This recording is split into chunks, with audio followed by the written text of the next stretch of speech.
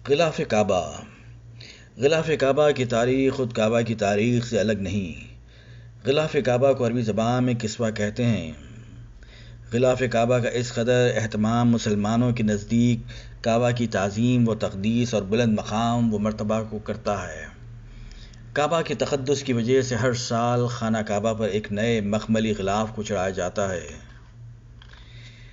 چلیے سنتے ہیں غلاف کعبہ کے پیچھے کی کہانی. کہا جاتا ہے کہ سب سے پہلے جس نے کعبہ کو مکمل غلاف چڑھایا وہ تبع اسد الحمیری تھے.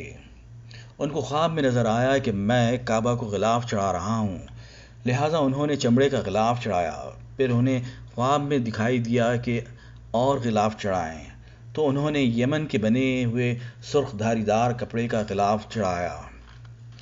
تبع کے بعد دور جاہلیت میں بہت سے لوگوں نے اپنے اپنے وقت میں غلاف چڑھائے، کیونکہ اسے دینی فریضہ اور ایک عظیم اعزاز خیال کیا جاتا تھا.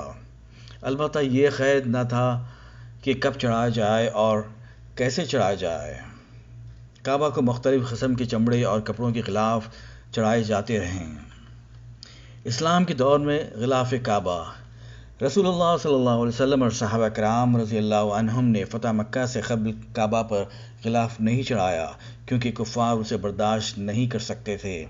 فتح مکہ کے بعد بھی آپ نے غلاف تبدیل نہ فرمایا، حتیٰ کہ خوشبو مہکانے والی ایک عورت کے ہاتھوں غلاف کو آگ لگ گئی اور وہ جل گیا. پھر آپ نے یمنی کپڑے کا غلاف چڑھایا.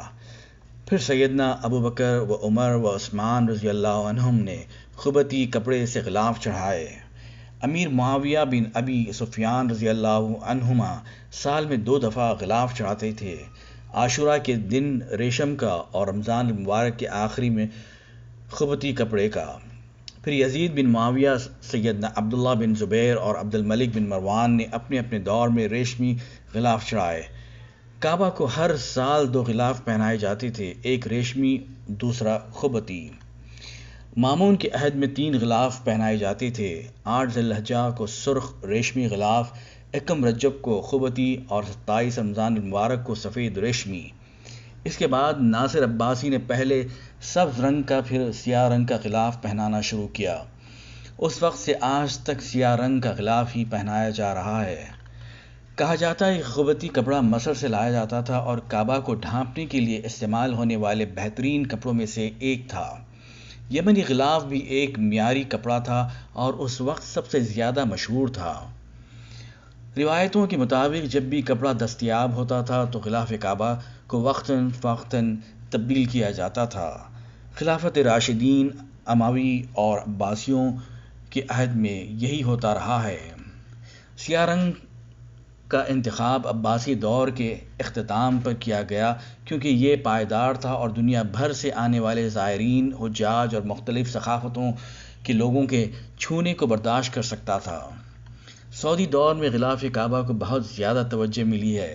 اس وقت مصر میں جو اسلامی ریاست موجود تھی وہ صدیوں تک غلاف بھیجتی رہی. ملک عبدالعزیز بن عبد الرحمن آل سعود رحمۃ اللہ علیہ نے حرمین شریفین کی خدمت کی طرف بہت توجہ دی. اس توجہ کے نتیجے میں شاہ سعود بن عبدالعزیز رحمہ اللہ نے غلاف کعبہ کو تیار کرنے کے لیے مکہ مکرمہ میں ایک الگ کارخانہ لگانے کا حکم دیا اور اس میں غلاف کی تیاری کے سلسلے میں تمام سہولتیں مہیا فرمائی.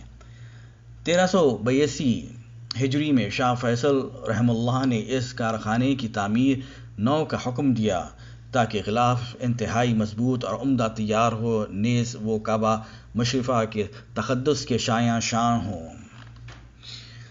1397 ہجری میں مکہ مکرمہ کے مقام ام الجود میں اس کارخانے کی نئی عمارت کا افتتاح ہوا.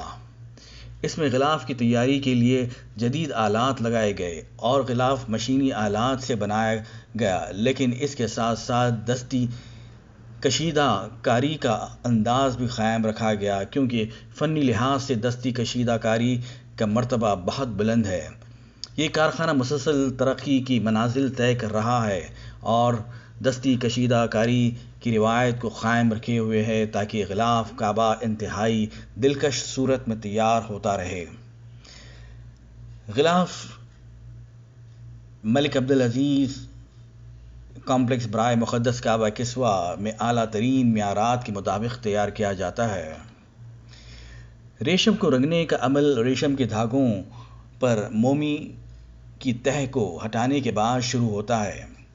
اس کے بعد تقریباً 670 کلو گرام کچے ریشم کو گرم ٹبوں اور مخصوص کیمیکلز کا استعمال کرتے ہوئے سیاہ اور سبز رنگ میں رنگا جاتا ہے اور مخصوص تناسب میں ملا کر وزن کیا جاتا ہے تاکہ رنگ کے استحکام کی مطلوبہ درجے کو یقینی بنایا جا سکے۔